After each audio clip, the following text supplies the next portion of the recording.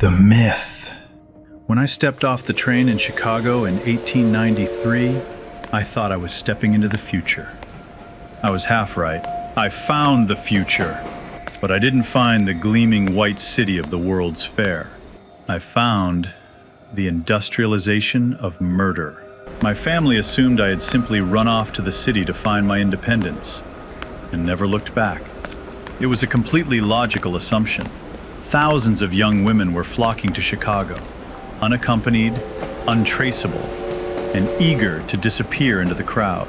When people went missing, the police looked for a man with a knife in a dark alley.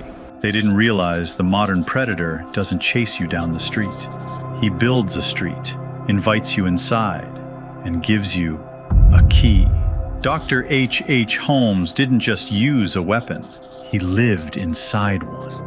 The soundless room. To a normal guest, the World's Fair Hotel was a marvel of modern convenience. To a structural engineer, it was an asylum. Stairs led directly into ceilings. Doors opened into solid brick walls. Hallways sharply angled into pitch-black dead ends. It wasn't built to house us. It was a giant, life-sized rat maze, designed to disorient. When Holmes brought me to my room, he was charming. He had the sharp suits of a businessman and the soothing voice of an aristocrat. He smiled, wished me a good evening, and closed the heavy wooden door behind me. I didn't notice that the lock was on the outside. In the middle of the night, I woke up choking. I frantically pounded on the walls, screaming for someone in the adjacent rooms to help. That's when I learned the walls were padded with asbestos and solid iron plates. The room was perfectly, completely soundless.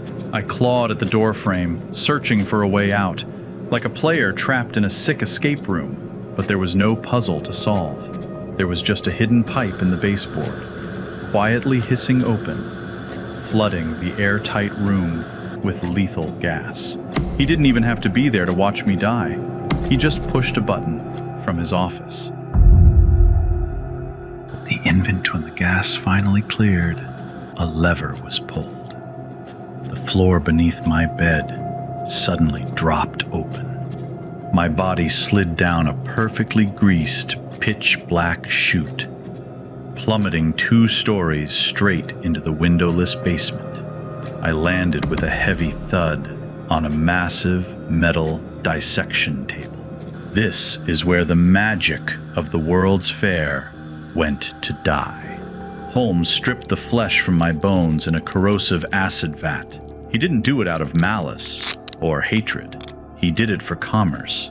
He meticulously articulated my skeleton, wrapped my bones in crisp brown shipping paper, and mailed me to a local medical school for a $200 profit.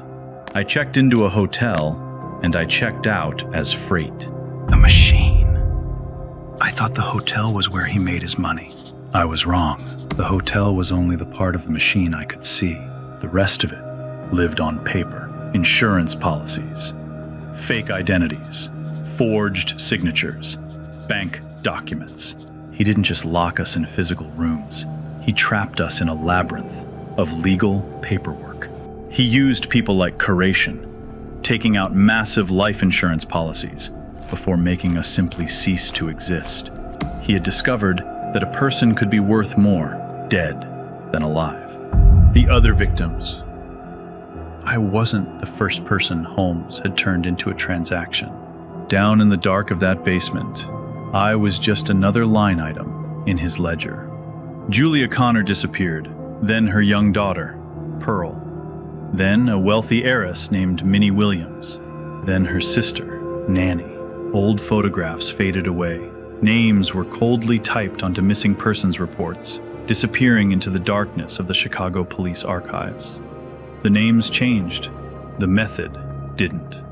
The Pitezel deal. But the machine was always hungry. And eventually, the architect made a mistake. He stopped treating his victims as strangers. Before me, there was a man named Benjamin Pitezel. He wasn't a nameless guest checking into the hotel. He was Holmes's partner in crime. They hatched a plot to fake Pitezel's death and split a massive $10,000 insurance payout. But Holmes realized it was much easier to collect the money if there was an actual body. So he killed his own partner. And then the machine escalated. He didn't just take the father's life, he took the children. He manipulated the grieving widow, took custody of 3 of her kids, and moved them across the country, playing a sick game of hide and seek with the authorities. One by one, the children were quietly eliminated. The machine was much bigger than the castle. When the police finally raided the property on 63rd Street, they didn't know how to process a crime scene that was literally built into the foundation. Seasoned detectives walked through the winding corridors with building blueprints, trying to reverse engineer hell. They found the airtight vaults. They found the subterranean acid vats. They found the greased chutes and the surgical tools. In the blinding glare of police lanterns, the investigators realized they weren't just looking at a series of homicides.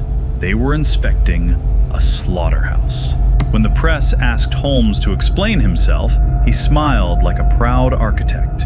He claimed he was born with the devil in him. He handed them the mask of a supernatural monster, and the newspapers eagerly printed it. But he wasn't a demon. He was just a greedy accountant who figured out how to optimize death. The cement coffin. H. Holmes was found guilty and sentenced to death by hanging, but the man who designed the ultimate death trap was utterly terrified of his own end. Before he swung on the gallows, the architect of the murder castle begged the state for one final request. He was petrified that grave robbers would dig him up and dissect him for science, exactly as he had done to us. He demanded that his coffin be encased in solid, impenetrable cement, buried 10 feet deep in the earth. He spent his entire life trapping people in dark, inescapable boxes. In the end, he demanded to be put in one himself. The hotel eventually caught fire and burned to the ground. The physical structure of his terror was reduced to ash and rubble. They demolished the castle, but the machine was never really made of brick.